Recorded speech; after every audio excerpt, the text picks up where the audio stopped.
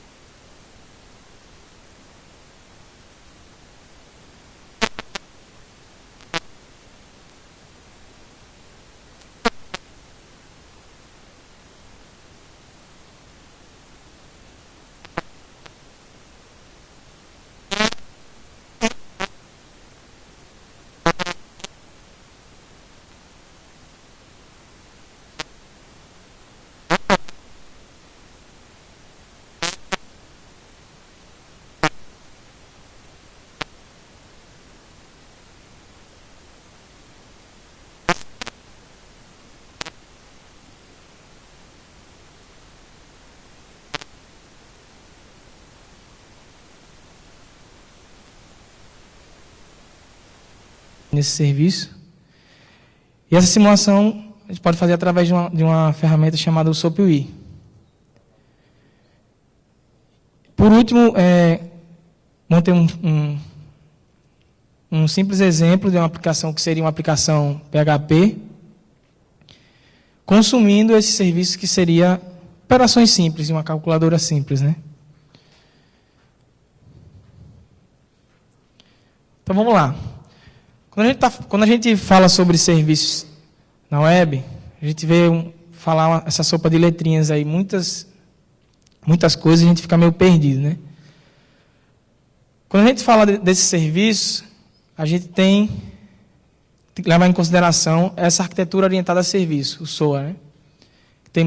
Tem se ouvido falar muito sobre ela e as empresas estão buscando utilizá-la para resolver alguns problemas de integração.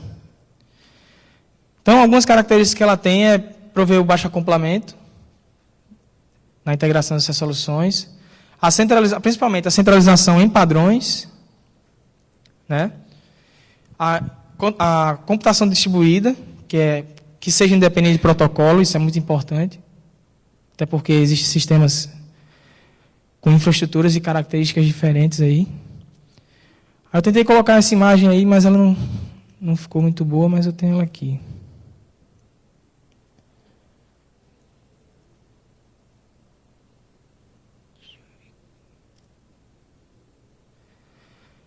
Bom, ela demonstra um cenário antes de utilizar o SOA, né?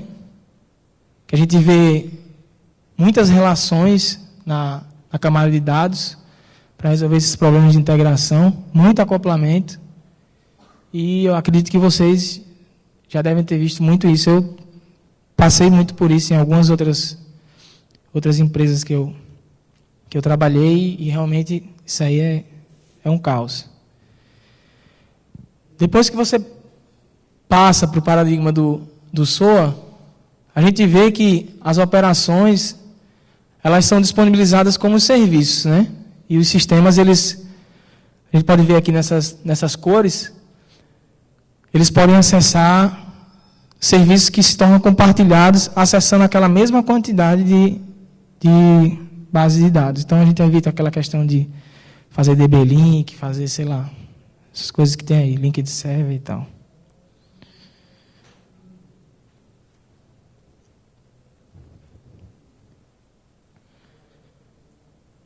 Então, quando a gente está falando de serviços, principalmente o que a gente precisa ter para que eles aconteçam na web, eles precisam ser reutilizáveis, é importante essa característica, até porque um serviço que você disponibilizou numa aplicação, no seu contexto de negócio da sua empresa, provavelmente seu próximo sistema vai precisar de alguma coisa disso. É importante você falar sobre o compartilhamento desse contrato formal. Existe uma forma de ser acordado como aquilo vai ser disponibilizado e como aquilo vai ser consumido. Possuir o baixo acoplamento, como eu tinha falado. Abstrair a lógica. Você saber que existe aquele serviço, mas não necessariamente você precisa saber como ele foi implementado. Capaz de se compor. Você utilizar vários serviços para solucionar um problema específico. Serem autônomos, né? Serem concretos, terem um objetivo fixo e conciso. Evitar a alocação de recursos por longos períodos, né? Geralmente esses serviços têm escopos pequenos e resolvem parte da solução. E, principalmente, devem possuir a capacidade de serem descobertos, né? Esses serviços, eles nada mais são que pedaços de funcionalidades que são autocontidas, né? Eles precisam ter as suas interfaces expostas para que os consumidores saibam o que está sendo fornecido como informação para prover a comunicação. Eles são invocados via XML. A gente viu a apresentação ontem do Davi falando sobre REST, né? Aqui, principalmente, na minha apresentação, a gente vai falar sobre SOAP, né? A gente vai falar sobre uma outra forma de trabalhar na disponibilização de serviços, mas que você também pode fazer isso no CXF, na parte CXF. Então, esses serviços, eles... É importante que, para que eles sejam reutilizáveis e que a gente saiba onde possa encontrá-los, existe um repositório que você pode botar o catálogo do seu serviço, chamado DDI, né? É o repositório corporativo de serviços.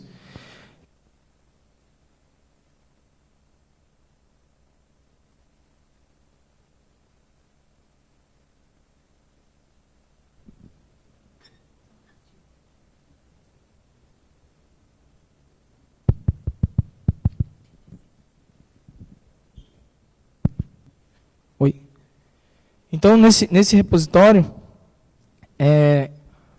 o seu consumidor, através do WSDL, do contrato, vai procurar o serviço que lhe atenda e o servidor, quem vai prover o serviço, vai mostrar que conhece aquele contrato e que pode apresentar aquele serviço.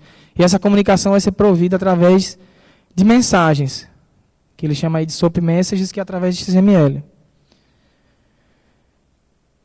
Nesse contexto, o que é que vai acontecer? O seu consumidor vai procurar por um serviço, né? E o provedor vai registrar esses serviços no serviço direto, no DDI, né? E o consumidor vai usar esse serviço através de algum protocolo. Esses serviços lá no DDI, eles têm mais ou menos essa estrutura aí. A organização, né? O contato, os serviços que são disponibilizados por aquela organização e as implementações deles. E esses serviços podem ser classificados de acordo com as necessidades. Então, a gente tem a entidade principal do esquema, que eu falei que é a organização, né? Ela tem pessoas para fazerem esses contatos. Esses serviços são organizados e eles têm essas implementações que eles chamam de bindings. Eu botei essa imagem aí, que representa mais ou menos o que acontece, né? Que o consumidor está perguntando para o serviço o que é que ele faz, né? E ele fala, aí tem falando aí que eles perguntam para o meu contrato, né? Não me pergunto para o meu contrato. Aí ele pergunta, e onde é que eu posso encontrar isso? Aí ele fala, olhe lá para o repositório de serviços que você vai saber sobre essa implementação, né? Olhe lá para o cardápio, digamos assim. Em Java, a gente tem essa solução, que é o JUDDI, que é um repositório de serviços da Apache também, que, para que a gente possa utilizar ele, um requisito mínimo é um container web. Um Tomcat da vida, você pode estar utilizando ele para registrar o seu serviço. Aqui no meu exemplo, eu não vou tratar dessa parte, até porque também na parte de segurança, tem outros aspectos aí que daria uma palestra bem maior, mas a ideia é evoluir para botar esses conceitos. Mas vamos lá. No contexto da DataPrev, como é que isso aconteceu, né? A DataPrev, por ser uma instituição pública, ela precisa se comunicar com empresas da iniciativa privada, né, e principalmente com as instituições governamentais, para transitar essas informações. Então surgiu essa necessidade, como a DataPrev tem vários sistemas, prover essas informações. Foi através do ePING que foi foi padronizada uma forma de prover essa comunicação, né? O que é esse ePING? São padrões de interoperabilidade do governo, que definem esse conjunto mínimo de premissas e políticas, especificações técnicas. Eles regulamentam a comunicação, né? A tecnologia de informação e a comunicação, as condições de interação, importante, com os demais poderes, as esferas do governo e a sociedade em geral. Certo? Então, como é que isso aconteceu lá? A gente, através da célula de arquitetura, disponibiliza algumas possibilidades, alguns padrões, algumas soluções para tratar os problemas. E nela, a gente vinha apresentando o CXF para a gente prover esses objetivos, né? Disponibilização de serviços. Então, o que é esse cara? Ele é um framework open source para a construção, que ajuda a gente na construção desses web services, na disponibilização desses serviços. Ele tem a capacidade de abstrair algumas coisas da comunicação. Usa como base o XML para disponibilização do serviço. Ele é compatível com a WSI, Basic Profiling 1.1. Isso é importante porque esse padrão, ele descreve as principais práticas e a forma que você deve desenvolver o seu web service para garantir a interoperabilidade dos serviços, né, que possuem essas tecnologias, entre esses sistemas que possuem essas tecnologias distintas aí. Ele usa a injeção de dependências com Spring, né, a instanciação dos objetos desse serviço, seja ele disponibilizado ou consumido através de Spring. Esse projeto ele é uma fusão do Celtics e do Xfire, por isso esse nome aí que eles propuseram para o projeto, a fusão desses dois projetos que eram equipes da própria Apache, né? Então, como é que é a arquitetura desse cara aí? Ele separa a responsabilidade dos módulos, né? A gente vê aí que a gente pode acoplar um front-end, a forma como você vai transitar essas mensagens, o seu modelo de serviço, os seus binds, suas implementações, a forma como você vai transitar essas informações e por aí vai. Então ele permite que a gente possa ajustar o framework para as necessidades que a gente tem no nosso projeto. No front-end, por exemplo, no caso aqui, vou estar demonstrando a utilização do JAX WS, mas você pode utilizar para plugar aí o JAX RS, o JavaScript, botei aí um Madison Script da vida, etc., para representar a camada do front-end que você vai utilizar. Para o transporte, por exemplo, tem o HTTP, mas você pode estar usando JMS, SMTP, escrevi errado aí, Servlet e outras coisas.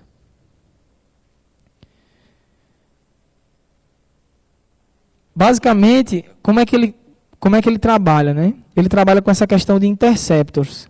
Então, os processamentos eles são efetuados antes e depois da camada do serviço propriamente invocado, né? A gente pode usar o CXF Interceptor que já existe, né? Mas a gente pode criar o nosso próprio interceptor para colocar os aspectos como login, segurança, etc. Né? Como é que ele surgiu na DataPrev?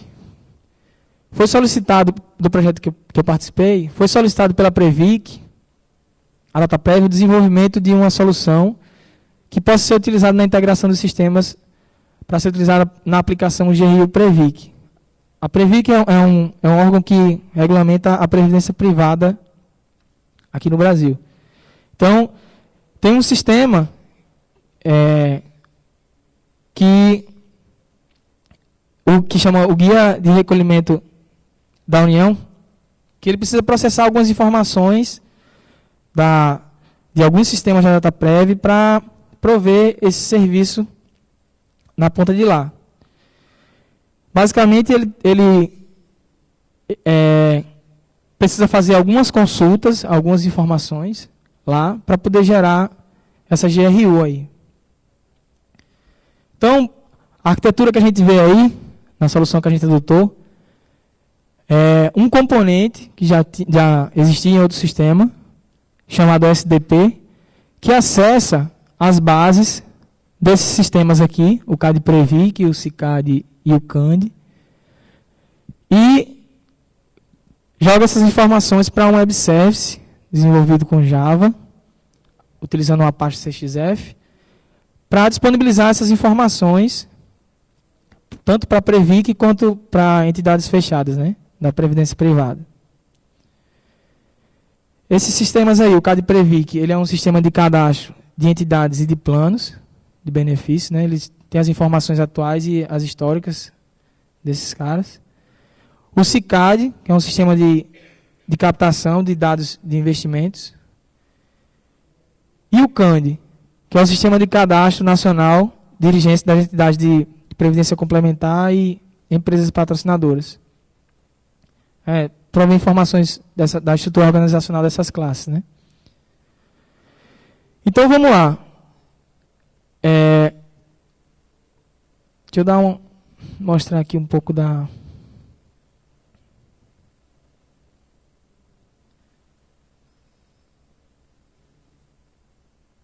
estrutura dele.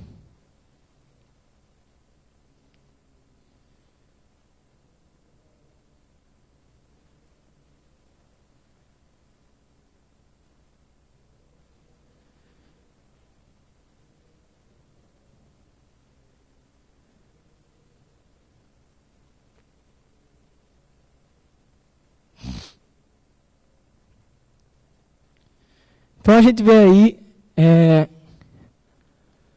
os serviços que são disponibilizados pelo web service, né? Nessa camada aí que foi solicitado a DataPrev para desenvolver. Esse web service ele basicamente tem a mesma estrutura desse exemplo que a gente vai mostrar aqui. Então, eu tentei não colocar a implementação dele aqui, porque trata de um domínio que ia ficar mais difícil para a gente poder compreender o objetivo, que era mostrar a construção e a disponibilização desse serviço, né?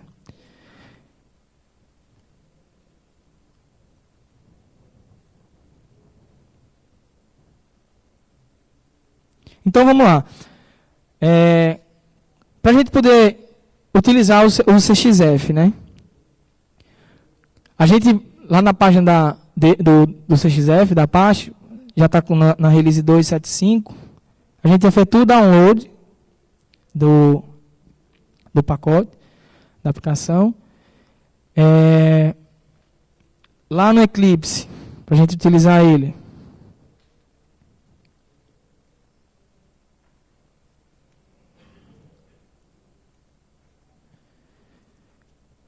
lá no Eclipse, a gente vai apontar, no caso aqui eu vou apresentar utilizando o wizard do próprio Eclipse para fazer essa geração. A gente vai lá nas preferências, né? Nesse item aqui de Web Services, a gente vai ver aqui que ele mostra o CXF. Então, simplesmente a gente adicionar, né, o diretório que a gente vai utilizá-lo, e o Eclipse vai carregá-lo aqui na...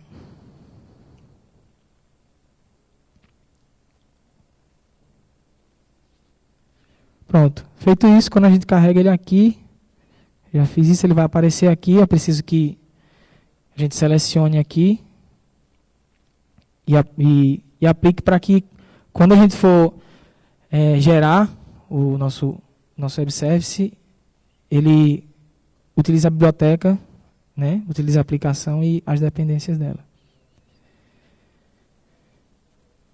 Então, vamos lá.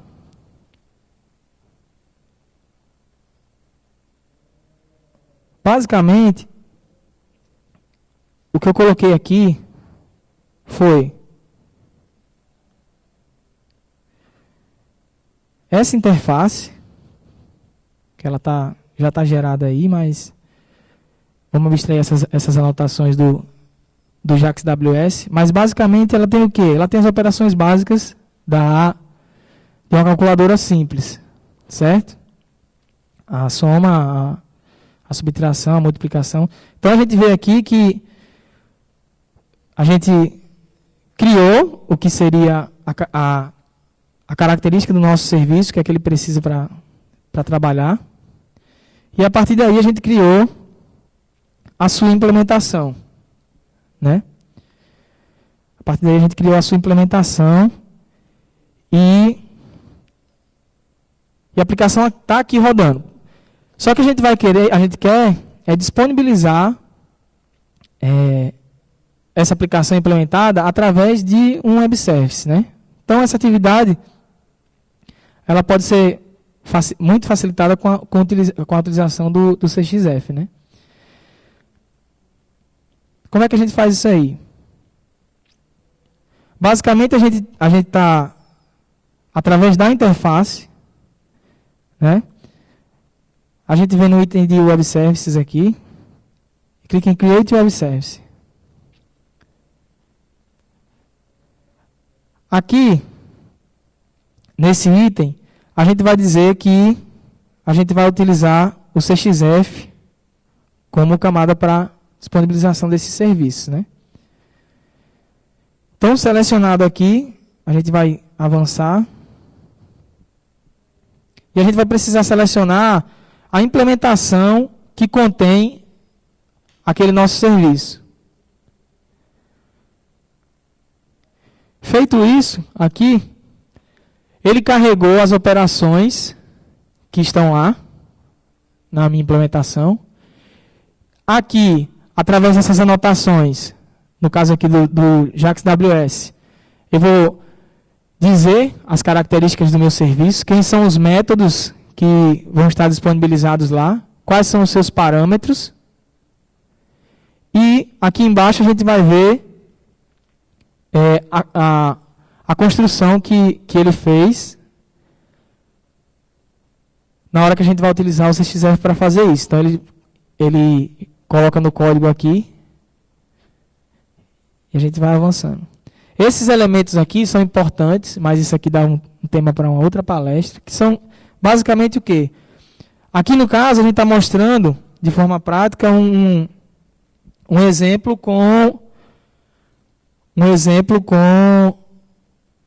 tipos simples, né? Mas a gente vai ver que na prática a gente vai precisar de muito mais do que isso, né? A gente vai precisar transitar objetos, a gente vai precisar transitar estruturas de dados. Então, esses caras é que vão serem mapeados para poder transportar essas informações. Então, se a gente está trabalhando com sistemas de características diferentes, é importante que a gente veja aquela especificação que eu falei no início, a AWS eBasic. Lá tem as boas práticas e como a gente deve proceder para não ter dor de cabeça na hora de realizar essa comunicação, né? Então, feito isso aí, aqui no Wizard a gente pode pedir para o Eclipse gerar um cliente, né? Gerar um servidor para fazer um teste simples, se você não quiser usar. Gerar esses wrappers que vão mapear essas informações. E o nosso contrato, que eu vou mostrar na hora que a gente for acessar o serviço. Aqui a gente está usando o SOAP 1.1, né? E a gente está pedindo para ele gerar as estruturas desses tipos aí à parte. Não está dentro do WSDL. Quando você for gerar aqui no projeto do Eclipse, né? Então, como eu já fiz isso aqui, tá aí. Então, como é que o CXF faz isso aí? Ele, através do bin XML, ele está instanciando aquela classe lá como um endpoint para ser acessado via web service. Então, ele tem esses parâmetros aqui, a sua identificação, a sua implementação, a localização do seu contrato e o endereço. No WebXML, que é onde vai acontecer a coisa realmente, tem esse servlet que ele gera aqui. A gente pode ver esse servlet aqui. Que nesse contexto, /services, os serviços que estão disponibilizados, a gente vai poder acessar esses métodos e essas implementações. Então, ele abstrai essa parte de comunicação. A gente basicamente realizou a implementação no Java, mas a gente quer prover para uma aplicação, digamos que seria uma aplicação PHP, por exemplo. Então, com o Spring ele vai conseguir fazer tudo isso aí.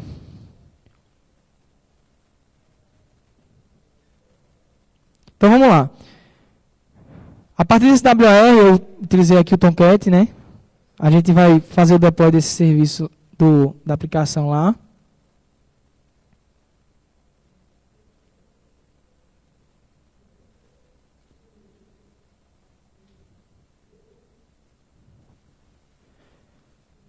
Aí a gente pode ver aqui que o CXF, ele criou o serviço, né? Ele criou o serviço aqui, de acordo com aquele nome que a gente colocou, a implementação e o seu WSDL. Então, feito isso, o serviço está disponível para ser acessado pela aplicação. Se a gente entrar nessa URL aí, que é a URL, o nome do projeto vocês não se atenham não, que eu esqueci de trocar, mas essa aí é a calculadora, tá? O nome do projeto e os seus serviços. Então, a gente vê a descrição aí, como a gente está usando esses subservices, eles vão estar descritos aqui. E aqui seria os serviços que, estão disponíveis se a gente fosse usar a abordagem REST. O seu contrato que está sendo gerado para esse serviço, a gente pode ver através do seu WSDL, que é o XML que vai descrever o uso dessas informações, e algumas tags que vão descrever a localização de como a gente vai poder acessar, de como a gente pode chegar ao serviço.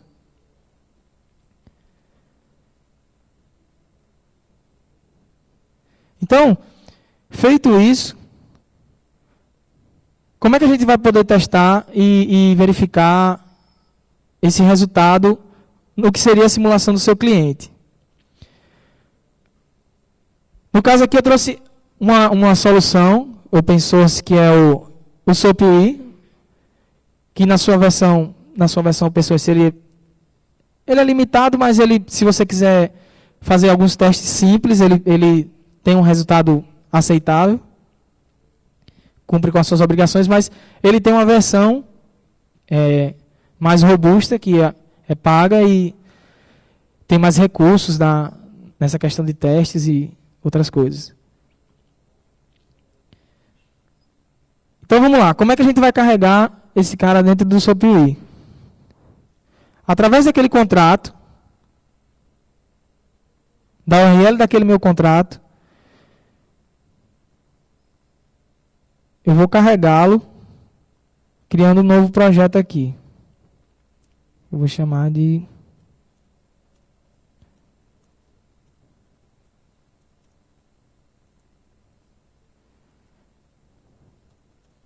Só assim. E aqui a gente vai colocar o endereço para aquele nosso contrato.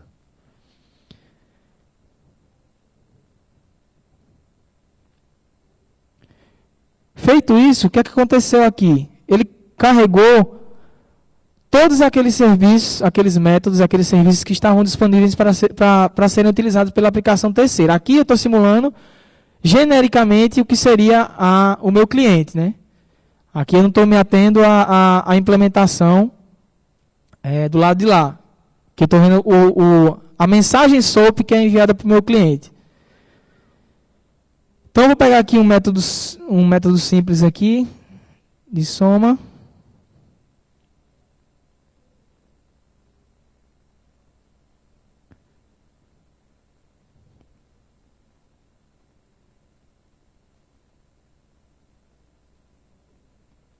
Que aqui ele vai me descrever quais são os argumentos, não sei se está dando para ver daí, mas quais são os argumentos que a gente precisa passar para o nosso serviço para que ele seja utilizado.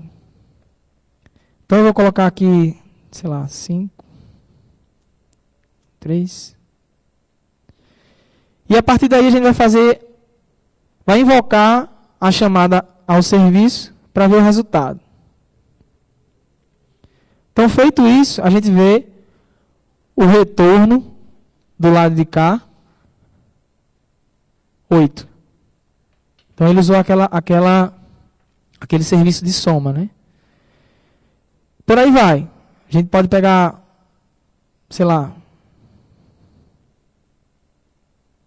esse serviço aqui que é um Hello World, que todo mundo básico aí, que todo mundo usa. Que não tem parâmetros, a gente só quer ver o seu resultado. Então, quando a gente invocar aqui, a gente vai ver desse lado de cá o Olá Fizzly. Então, esse exemplo aqui é bem simples. Eu desenvolvi para... A ideia é que todo mundo saia daqui entendendo isso aí, para não complicar com outras implementações ou com tipos de dados complexos. A gente sabe que na prática a gente vai precisar tratar essas coisas que realmente dá trabalho quando você trata de tecnologias diferentes. A forma como essas estruturas de dados são representadas em linguagem de programação são complexas, então a gente tem que ver as especificações e tem que fazer a partir delas para a gente não ter dor de cabeça.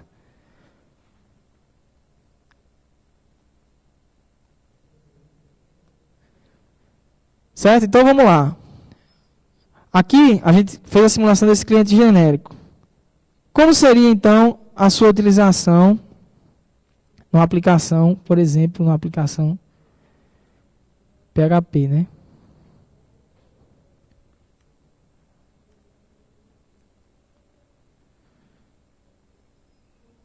Carregar aqui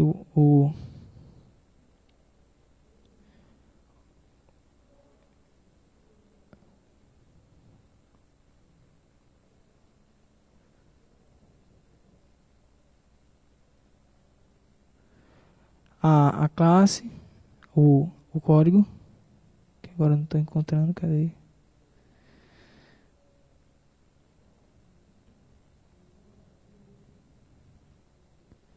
Que também procurei colocar simples, para que a gente possa entender. Eu não sou um grande programador PHP, nunca trabalhei profissionalmente com ele, mas eu sei que é muito robusto. E o exemplo aqui é simples, é mostrar que a aplicação desenvolvida nessa tecnologia, ela pode tá consumindo aquele serviço que a gente disponibilizou com o CXF. Aqui em cima a gente vai criar, através do contrato, esse SOAP Client para ser acessado. Né? A gente criou aqui duas variáveis, certo? Que tem valores 15 e 5, dois inteiros aí. E aqui a gente vai fazer a chamada aos serviços que estão lá implementados. E vamos ver aí o resultado. Vocês podem perceber aqui que a gente precisa dizer os argumentos para que a coisa possa acontecer.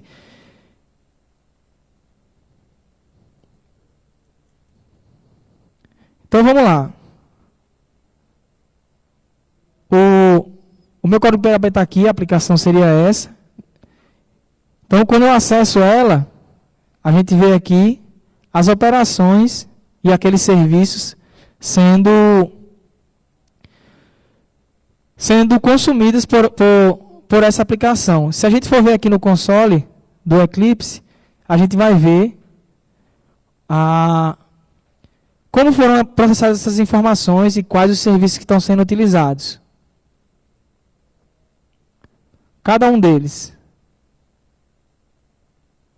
Certo? Outra coisa também que o CXF ajuda a gente na hora de entender a resposta aos serviços e como eles estão sendo consumidos, né?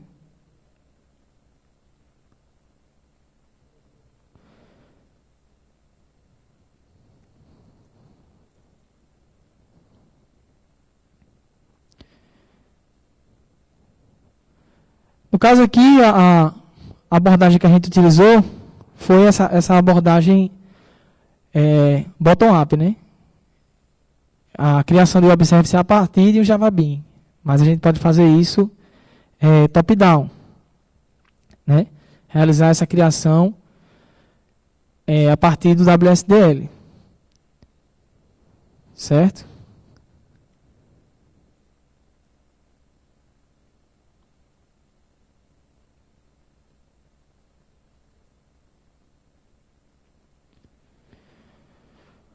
Bom, então é isso.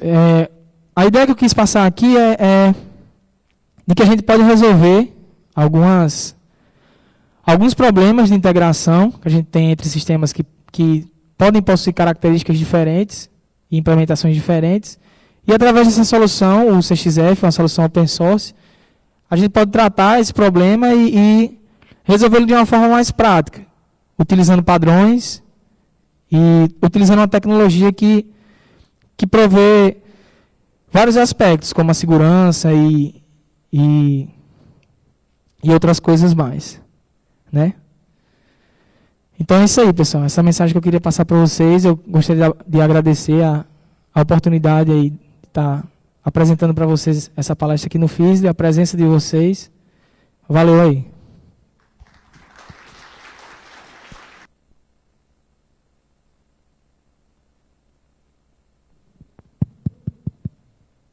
Se abrir também, se alguém quiser fazer alguma pergunta aí. Desculpa, eu esqueci de falar.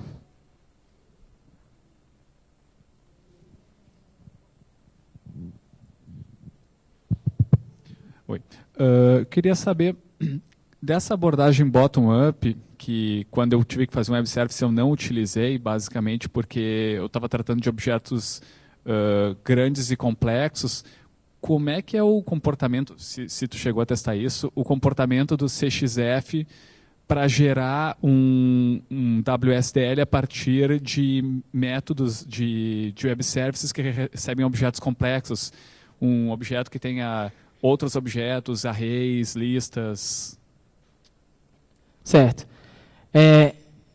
Para você prover isso aí, você precisa representar esses objetos na própria aplicação do web service, né? Você precisa estar com eles, você precisa ter esses TOs, digamos assim, mapeados lá, para que ele possa entender em qual classe você vai poder jogar essas informações. Não sei se eu estou respondendo a tua pergunta, mas lá você vai conseguir descrever como são os seus objetos, esses objetos complexos, e na hora que ele vai gerar, ele vai utilizá-los para gerar esses wrappers e conseguir mapear essas informações para esses objetos. Agora, do lado de lá, depois que a comunicação é feita no lado do PHP ou na outra aplicação, aí a questão tem que ser tratada do lado de lá. A gente vai ver, não sei se todo mundo aqui já trabalhou com isso, que tem muita dor de cabeça na hora que a gente está aqui, criou o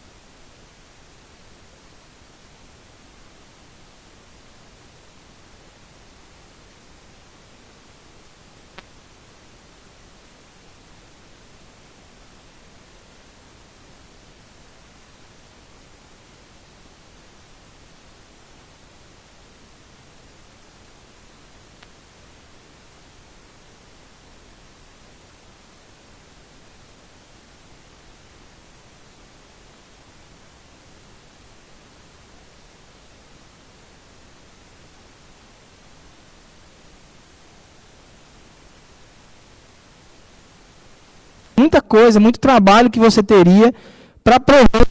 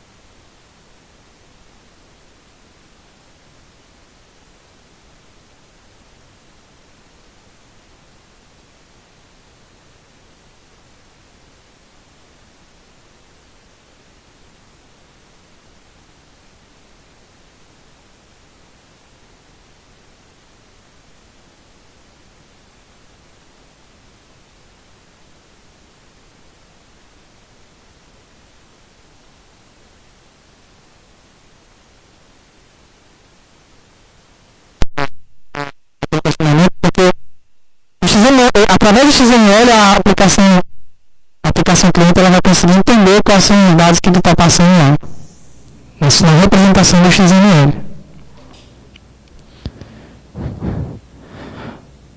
Mais alguma pergunta? Não?